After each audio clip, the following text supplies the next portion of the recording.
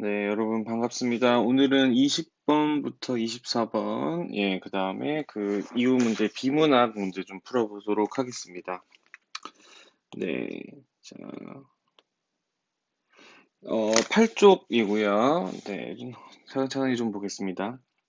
특정 산업에서 선발 기업이 후발 기업보다 기술력이나 마케팅 능력 면에서 더 뛰어나다는 점을 고려하면 선발 기업이 산업의 주도권을 유지하는 것이 자연스러워 보인다. 그런데 오늘날 국제 경제 환경에서는 후발 기업이 선발 기업을 따라잡아 산업의 주도권을 선발 기업에서 후발 기업으로 이동하는 현상이 종종 관찰된다. 이러한 현상을 설명한 이론으로 추격 사이클 이론, 자, 여기다 밑줄 쳐보고요. 우리가 이제 여기 이 사이클 이론에 대해서 이야기를 하고 있는 글입니다. 자, 산업의 주도권 이동과 관련하여 기업에는 세 가지 기회의 창이 열릴 수 있다. 첫 번째는, 자, 밑줄 치겠습니다. 새로운 기술의 등장이다. 자, 비문학을 풀 때에는요, 항상 첫 번째, 두 번째, 세 번째가 나온다는 이 담화 표지가 등장했을 때에는 반드시 이 부분을 좀 체크를 해 두시고 넘어가시는 것이 좋습니다. 자, 기존에 없었던 새로운 기술이 등장하는 경우에 선발 기업과 후발 기업은 비교적 동등한 출발점에 서게 된다. 자, 선발 기업이 자신들의 기존 기술을 최대한 활용하고 싶은 미련을 버리지 못해 새로운 기술의 도입을 주저할 때 후발 기업이 새로운 기술을 도입하면 후발 기업이 새로운 기술을 도입하면 당연히 유리한 상황에 놓일 수가 있겠죠. 그렇죠? 네. 자, 두 번째는 시장의 갑작스러운 변화입니다. 시장 경기 순환 또는 새로운 소비자층의 등장과 같은 변화가 이에 속하는데 여기에는 새로운 기술의 등장뿐만 아니라 경기 순환, 새로운 소비자층, 새로운 구매층이 등장한다는 거죠. 청소년이라든가 외국인이라든가. 자, 이는 새로운 기술의 등장과 마찬가지로 반복해서 발생한다. 특히 불황기에 일부 선발 기업은 적자로 인해 자원을 방출하기도 하는데 이때 후발 기업은 이런 자원을 적은 비용으로 이용할 수 있게 무슨 말이에요, 이게? 자, 불황이 생겨났어요. 불황이 생겨났는데 선발 기업이 적자 때문에 자원 방출. 예를 들면은 우리가 이만큼의 기술을 발했으니까 더 이상의 연구원은 필요 없다라던가, 혹은 기타 등등 그런 자원들이 있을 거 아닙니까? 아니면 이 기계가 더 이상 필요가 없다라던가, 그런 것들을 어떻게 적은 비용으로 이용할 수 있다라는 점, 그런 거죠. 또 불황기에는 기술 이전과 지식 획득이 쉬워지고 비용도 저렴해질 수 있는데, 이 역시 후발 기업에게 이득이 될 수 있다. 자, 세 번째는 바로 정부의 규제 및 직접적인 지원이다. 자, 이를 통해 선발 기업과 후발 기업의 비대칭적인 환경이 조성될 때 선발 기업은 시장에서 불리한 위치에 놓이게 된다. 이런 거죠. 후발 기업에게 세금 감면 혜택을 준다던가, 세금 감면 혜택이 가장 크죠, 사실은. 그러니까 그렇게 되면 이 선발 기업은 세금을 그대로 내는데 후발 기업에게 점점 밀리니까 이렇게 되는 거죠. 자, 이는 후발 기업이 계속할게요. 자, 죄송합니다. 여기. 자, 이때 비대칭적인 환경의 의미는 정부가 산업 진입 허가 또는 보조금을 통해 선발 기업을 자국 시장에서 불리한 위치에 놓게 한다는 것이다. 자, 비대칭적인 환경이라는 것은 요런 것이다. 이는 후발 기업이 시장에 진입하면 생기는 불리함을 상쇄할 수 있는 계기로 작용한다. 왜 이런 걸 할까요? 예, 독점의 폐해를 막기 위해서 그런 것도 있습니다. 자, 이러한 기회의 창과 관련해 산업의 주도권 이동은 정상 사이클, 중도 실패 사이클, 슈퍼 사이클이라는 세 가지 종류의 추격 사이클로 설명이 가능합니다. 자, 이 중 정상 사이클은요, 네 단계를 모두 경험하는 경우입니다. 첫 번째, 단계 먼저 볼게요. 진입, 점진적 추격 단계, 그 다음에 추월 단계, 그 다음에 추락 단계. 이 네 단계를 모두 경험하는 게 뭐다? 정상 사이클이다. 정상 사이클이다. 좀 헷갈리니까 제가 색깔을 좀 다르게 하겠습니다.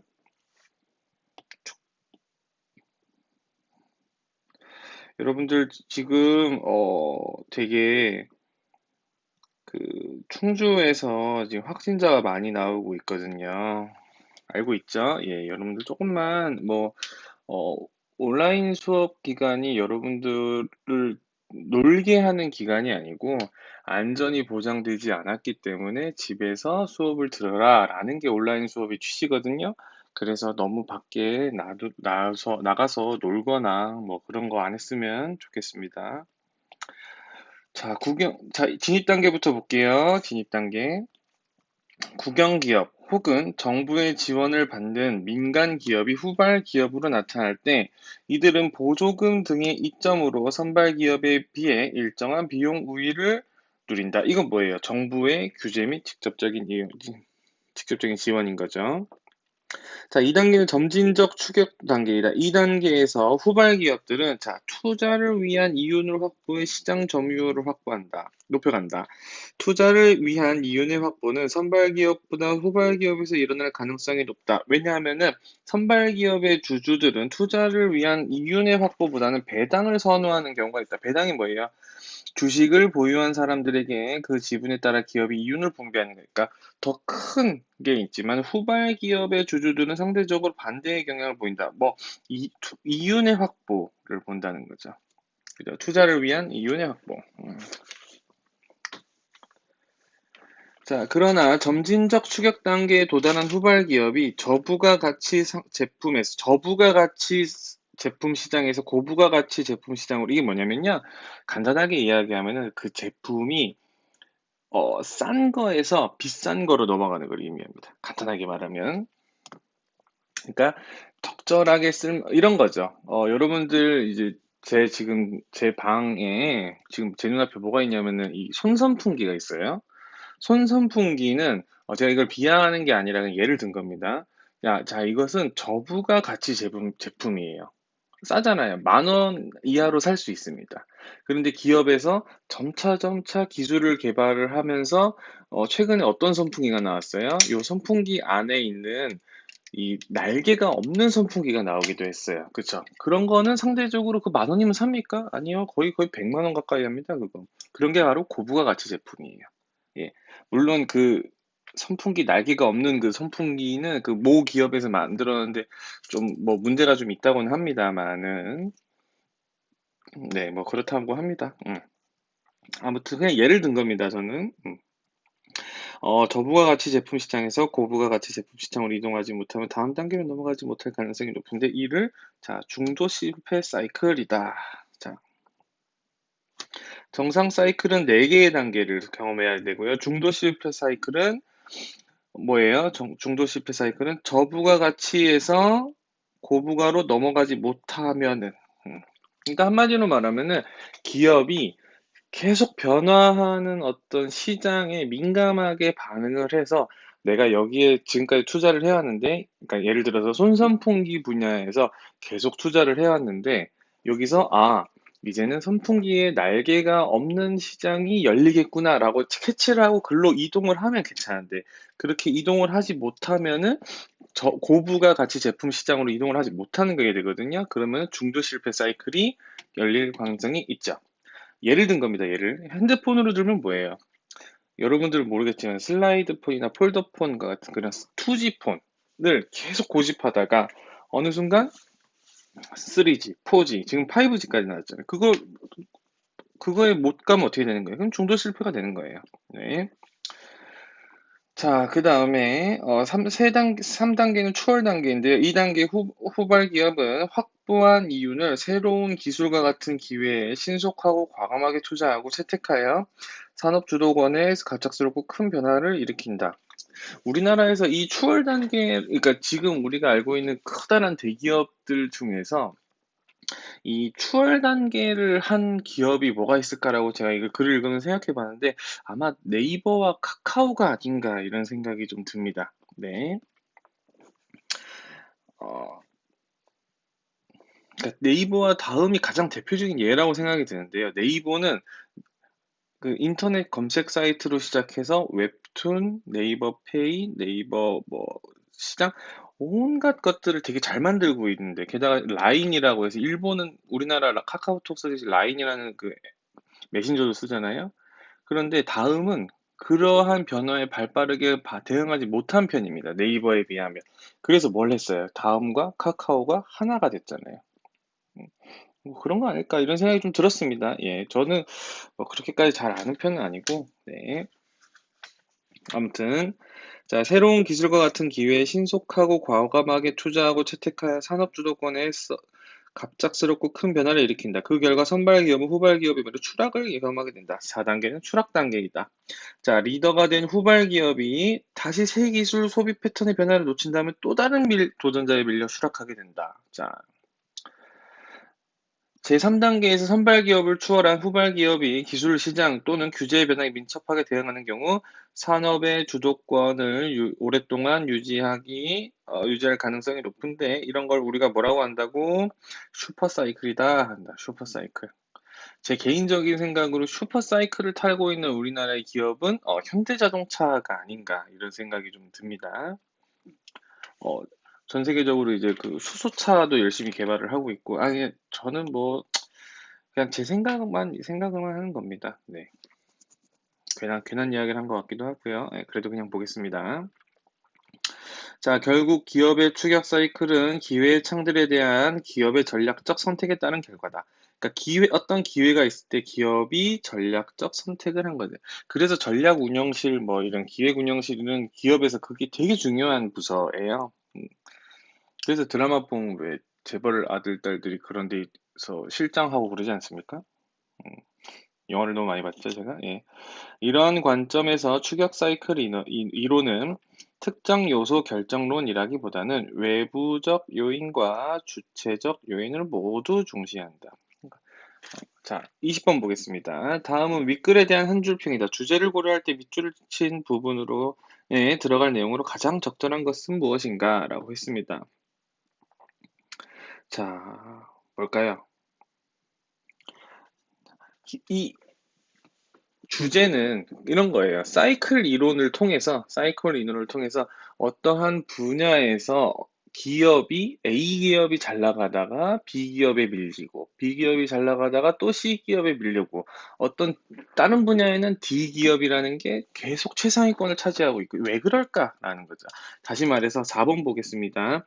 산업의 주도권 이득이 기업들 사이에서 어떻게 이루어지는지. 요게 4번이 정답이 되겠습니다. 자, 비판의 쟁점 아니고요. 기업의 전략적 선택이 정부 정책에 미치는 영향 아니고요. 국제 경제 나오지 않았습니다. 각종 경제 규제의 극복 아닙니다. 그래서 답이 4번이 되겠습니다. 자, 21번 윗글의 내용과 일치하지 않는 것은 자, 이런 문제를 풀 때에는 두 가지 방법이 있어요. 두 가지 방법.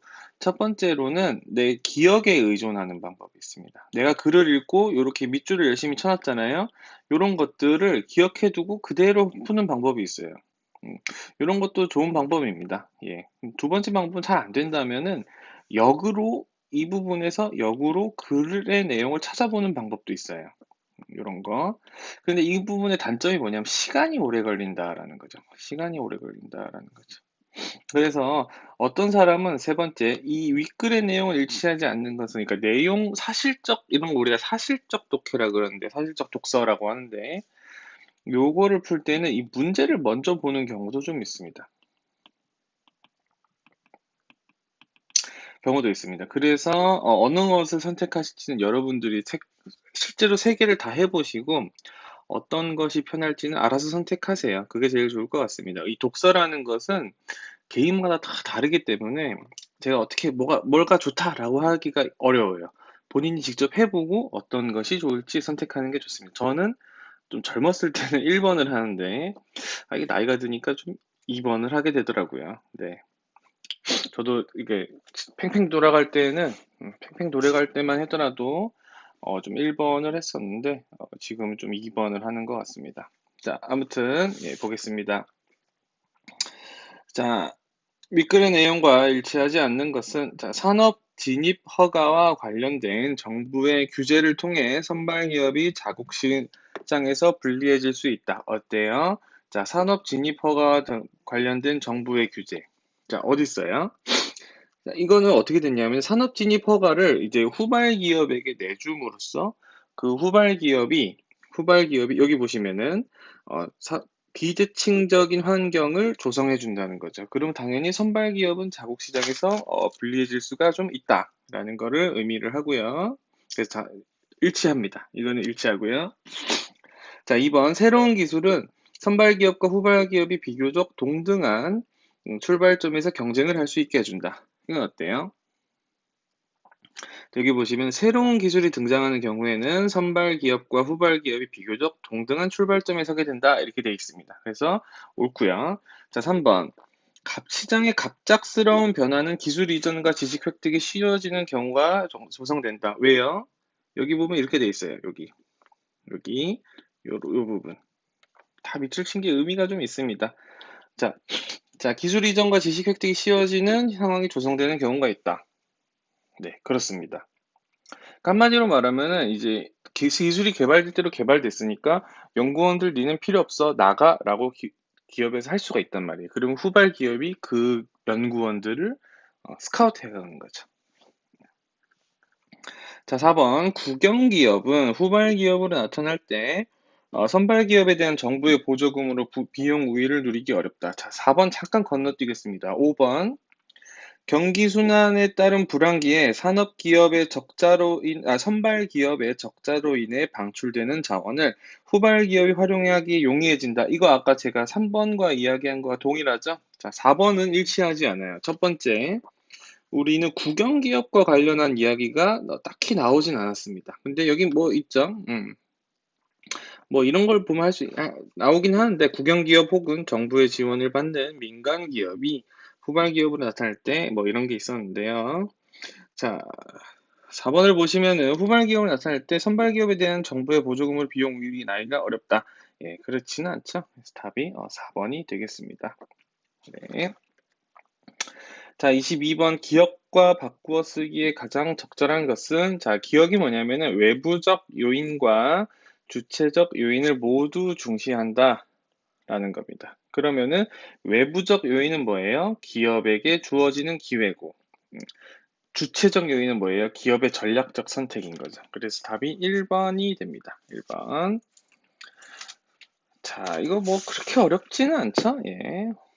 자, 다음 장 보겠습니다. 자, 보세요. 차근차근히 하나씩 보겠습니다. 자, A사는 B사보다 휴대전화 산업에 먼저 진입하여 산업을 선도하였다. 그럼 A사가 선발 기업이에요? 후발 기업이에요? 선발 기업이죠. B사는 이거보다는 후발 기업입니다. 그런데 A사는 뭐 했어요? 휴대폰 카메라 기능에 대한 신기술을 채택하지 않았어요. 그래서 시장 점유율 하락을 겪게 되었고, 그러니까 내려간 거죠. 새로운 기술을 어떻게 한 거예요? 기술을 이게 하지 않은 거죠. 새로운 기술을 이제 뭐 그거를 제대로 미련을 버티지 못하는 거죠. 예, 그렇죠. 자, B사는 정부의 보조금도 있고요.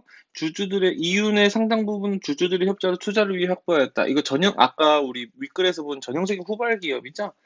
후발 기업인데, 그래서 부가가치가 높은 휴대전화까지 만들었어요. 고부가가치 제품까지 갔습니다. 그런데 새로운 기술을 한 게 아니, 신기술도 채택을 했어요. 그런데 뭐 했어요? 자, 이거 죄송합니다.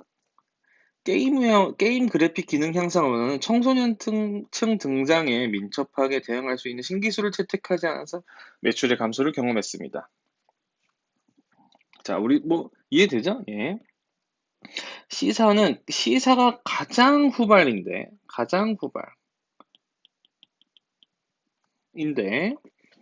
시장 점유율을 높여가는 C사는 B사와 달리 뭐였어? 휴대전화 게임 그래픽 기능 향상을 가능해 한 신기술을 채택했다예요. 그러면서 이러한 사이클의 어떤 그래프가 만들어졌다라고 합니다. 자, 그러면 23번부터 보겠습니다. 자, 윗글을 바탕으로 상황과 비사 중심의 추격 사이클에 대해 이해한 내용으로 적절하지 않은 것은 3점짜리긴 한데요. 조금 어렵지 않은 문제이기 때문에 부담 갖지 않아도 됩니다.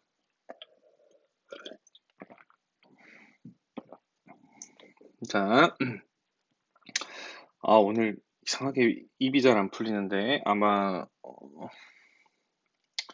주말이라서 그런 것 같아요. 자, 가에서는 가에서의 B사는 후발 기업이죠. 그죠? A사보다 시장 점유율은 낮아요. 그죠? A사, B사. 당연히 낮죠? 낮지만 정부가 조성하는 비대칭적인 환경 때문에 비용 우위를 누렸다. 뭐예요? 정부 보조금. 응? 정부 보조금을 받았잖아요. 어디 있어요? 여기 있잖아요. 여기. 정부 보조금 받았다. 맞죠. 적절합니다. 자, 가에서보다 나에서는 B사의 시장 점유율이 이렇게 높아가고 있죠. 왜 그러냐? 이는 B사의 주주들이 배당보다는 투자를 위한 이윤 확보를 선호한 결과이다. 선발 기업은 그 주주들이 배당을 좀 더 선호하지만 후발 기업은 투자를 위한 이윤 확보, 그러니까 그 반대 성향, 그러니까 다시 말해서 투자를 위한 이윤 확보를 더 선호한다라고 본글에 제시문에 나와 있었거든요. 그러니까 2번도 적절합니다. 자, 3번 나부터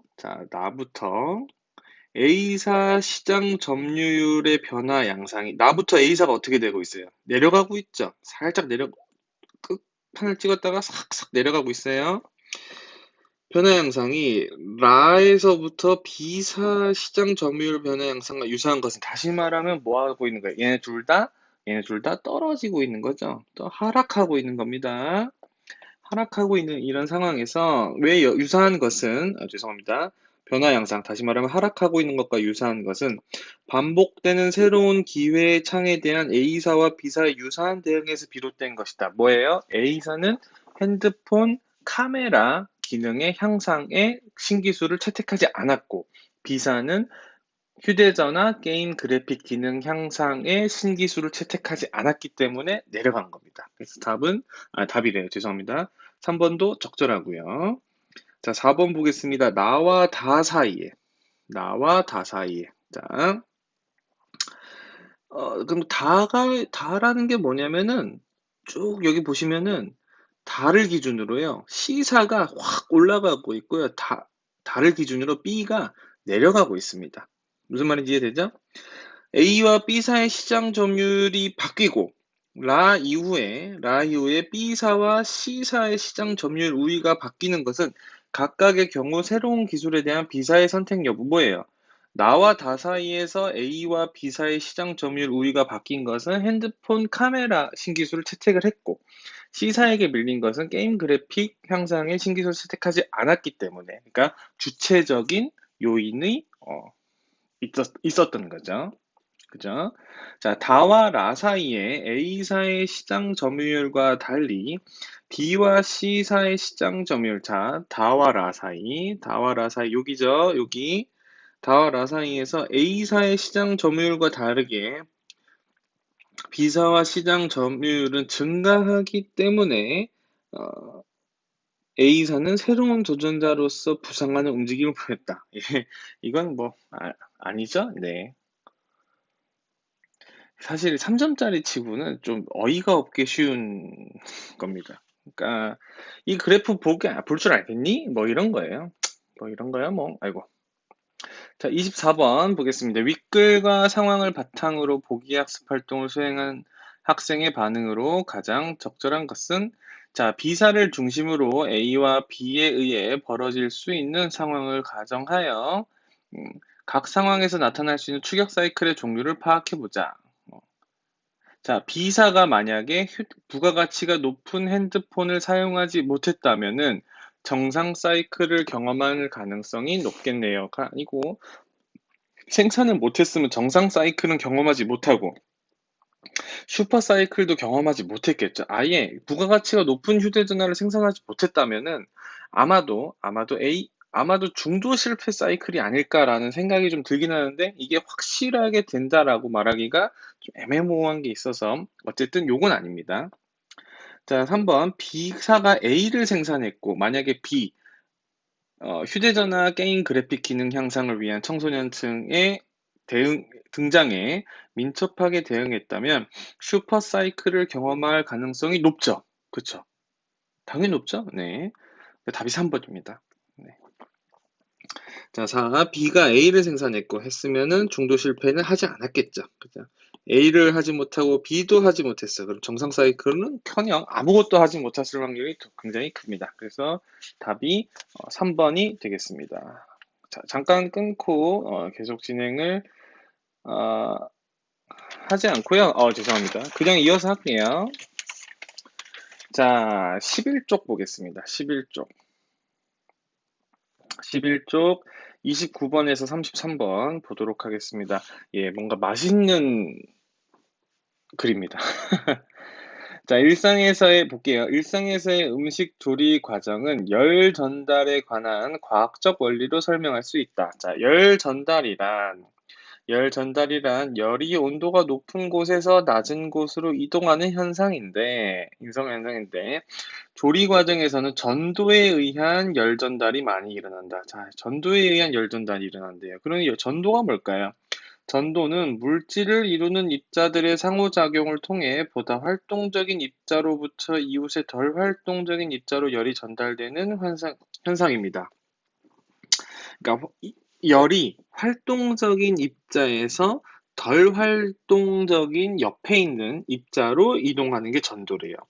전도는 온도 차이가 있는 경우에 당연히 발생을 하겠죠. 한 물질 내에서 발생하기도 하고 서로 다른 물질들이 접촉하는 경우에도 발생을 한다고 합니다. 자, 이거 글이 되게 어려운 것 같은데 별로 어렵지 않아요. 자, 보세요. 열 전달 과정에서 단위 시간 동안 열이 전달되는 비율을 열 전달률이라고 합니다. 어떤 특정한 시간 동안 단위 시간 동안 열이 전달되는 비율을 열 전달률. 혹시 과학 시간에 이런 거 안 했습니까? 자, 열 전달률은 결국 열이 짧은 시간 동안 얼마나 많이 전달되는가를 나타내므로 음식의 조리에서 고려할 중요한 요소. 다시 열이 짧은 시간 동안 얼마나 많이 전달되는가. 그죠? 전도에 의한 열 전달률은 온도 차이와 면적에 비례하고 거리에 반비례합니다. 당연히 온도 차이가 심하게 나면 더 크고 그렇지 않을까요? 면적이 비례한다고 합니다. 즉, 전도가 일어나는 두 지점 사이의 온도 차이가 커질수록 열이 전달되는 면적이 커질수록 열 전달률은 높아지고 전도가 일어나는 두 지점 사이의 거리가 멀어질수록 열 전달률이 낮아진다. 이거 옆에다가 이렇게 끄적끄적 쓰셔도 되고요. 그냥 저 같은 경우는 그냥 넘어갔습니다. 자, 이러한 현상을 수식으로 처음 정리한 사람이 푸리에이기 때문에 푸리에의 열전도 법칙이라고 부른다. 그런데 실제로 실험을 해보면 한 물질 내에서 일어나는 전도의 경우에 다른 조건이 동일하더라도 어, 물질의 종류가 다르면 열 전달률이 다르게 나타난다고 합니다. 이는 물질이 전도에 의해 열을 전달할 수 있는 능력의 척도, 다시 말하면 열 전도도, 물질이 전도에 의해 열을 전달할 수 있는 능력의 척도, 즉, 열 전도도가 물질마다 다르기 때문입니다.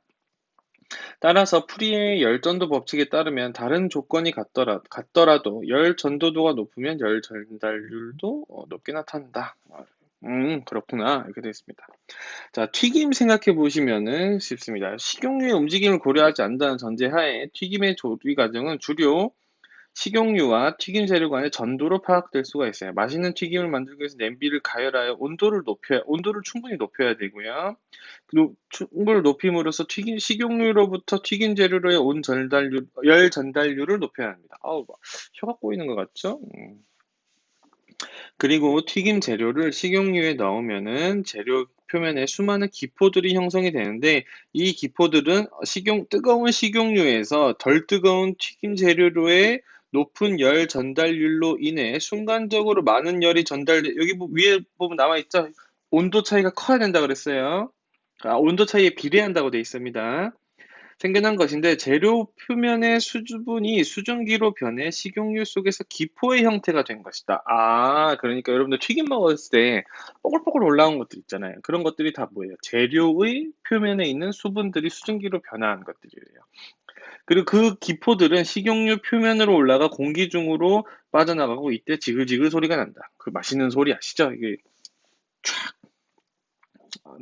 치킨 광고 할 때 많이 나는 소리. 배고프네요. 예. 자, 이 수증기 기포들은 튀김을 맛있게 만드는데 중요한 역할을 한다.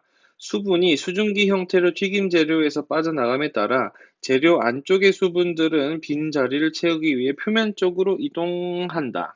그 결과 재료의 수분은 기포로 변하고, 그죠? 재료의 수분은 기포로 변하고 이로 인해 재료는 수분량이 줄어들면서 바삭해진대요. 아, 왜 바삭해진다?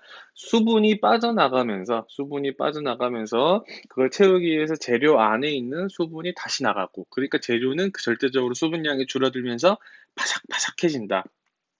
그러니까 시간이 지나면은 그 외부에 있는 수분이 튀김으로 다시 들어오게 되면서 그렇게 되는 거 아닐까요? 예. 좀 눅눅해진다는 게 그런 거 아닐까 싶습니다. 또한 튀김 재료의 표면들의 기포들은 재료와 식용유 사이에서 일종의 공기층과 같은 역할을 해 식용유가 재료로 흡수되는 것을 막아서 튀김을 덜 기름지게 한다. 오, 그렇다고 합니다. 그래도 튀김은 기름지지 않습니까? 예. 뭐 그렇다고 하니까 그런 줄 아는데 이 마인드가 중요합니다, 여러분들. 비문학을 풀 때 그래서 이렇다라고 하면은 이렇다라고 이해를 하셔야 돼요. 이거 아닌데? 내 생각엔 그거 아닌데? 라고 하면 안 됩니다. 절대적인 법칙 중에 하나예요. 문제를 풀 때는 어쩔 수가 없습니다. 네. 그리고 재료 표면에 생산된 기포들을 거쳐 열 전달이 일어나기 때문에 기포들은 재료 표면이 빨리 타버리지 않게 하고 튀김 재료의 안쪽까지 열이 전달되어 골고루 잘 익게 한다. 자, 29번 보겠습니다. 자, 윗글을 이해한 것으로 적절하지 않은 것은 물질을 이루는 입자들의 상호작용을 통해 전도가 일어난다. 예, 맞죠? 자, 음식의 조리 과정에서 전도에 의한 열 전달이 많이 일어나기 때문에 이 열 전달이 굉장히 중요하다라고 했었습니다. 자, 3번. 물질이 전도에 의해 열을 전달할 수 있는 능력이 물질마다 다르죠. 물질마다 다 똑같으면 안 되겠죠? 자, 음식의 조리에서 단위 시간 동안 열이 전달되는 비율을 고려하는 것은 매우 중요합니다. 자, 열의 전도는 서로 다른 물질들이 접촉하는 경우에만 발생하는 게 아니라 한 물질 내에서도 발생하기도 한다고 했었죠. 그래서 답이 5번이 되겠습니다. 쉽죠? 예. 자, 30번. 이거는 되게 어려울 것 같다 이 생각이 좀 들었는데 읽어보니까 별게 아니더라고요. 이건 사실 좀 미안한 말인데 상식으로도 풀 수 있지 않을까 이런 생각도 해봤습니다. 다시 말하면은 이 문제를 틀린 학생은 조금 양심의 가책을 가져야 되지 않나. 왜 양심의 가책을 가져야 되느냐? 문제를 안 읽었다. 읽으면 충분히 풀 수 있는 문제였는데 라고 생각이 좀 들었습니다. 자, 에너지 효율이 높은 건물 설계. 겨울철 열 손실을 줄여야 하니까 지붕을 통한 열 전달률을 낮추기 위해서 당연히 열 전도도가 낮은 재료를 사용해야 되겠죠. 그죠? 창문의 열 전도도가 높으니까 실내 냉방 효율을 높이고 싶다면 당연히 창문의 면적을 넓혀야 되겠어요? 줄여야 되겠어요? 줄여야 되겠죠. 면적과 뭐였더라? 온도 차이와 전도에 의한 열 전달률은 온도 차이와 면적에 비례한다라고 돼 있었기 때문에 그렇습니다. 자, 여름철 외부 온도의 영향을 최소화하고 건물 외벽을 통한 열 전달률을 낮추기 위해 외벽은 일반적인 것보다 두껍게 해야 되겠죠. 네, 두껍게 하는 것이 부피잖아요, 부피.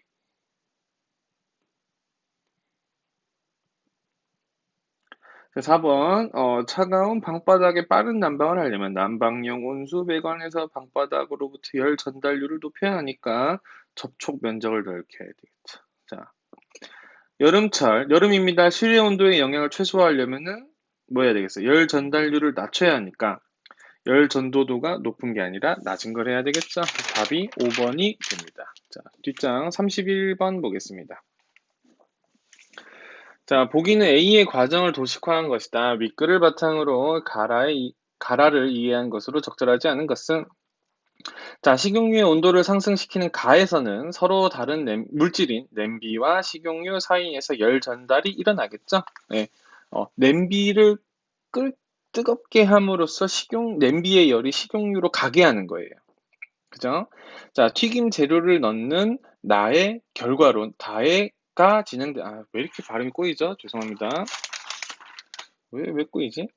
자, 튀김 재료를 넣는 나의 결과로 다라는 재료 표면에 기포가 생성되는 것이 진행되는 것은 튀김 재료에 순간적으로 많은 열이 전달되었기 때문이다. 그렇죠. 그러면서 뭐 한대요? 수분이 수증기로 변화한다 그랬죠. 다에서는 열이 전달됨에 따라 튀김 재료 표면에 수분이 튀김 재료 안쪽으로 이동하는 게 아니고 수증기로 변해서 기포를 형성시킨다라고 했었죠. 그러면서 기포를 형성시키면서 그런 과정을 거치면서 튀김 재료 내부의 수분량이 점차 줄어드는 4번도 적절하고요. 그리고 식용유 표면으로 기포가 이동하면서 수증기가 공기 중으로 빠져나가면서 지글지글한 소리가 난다. 그래서 답이 3번이 되겠습니다. 네. 뭐 어렵지 않죠? 네. 자, 맛있는 튀김을 만들기 위해서는 기포들의 역할이 중요해. 기포들이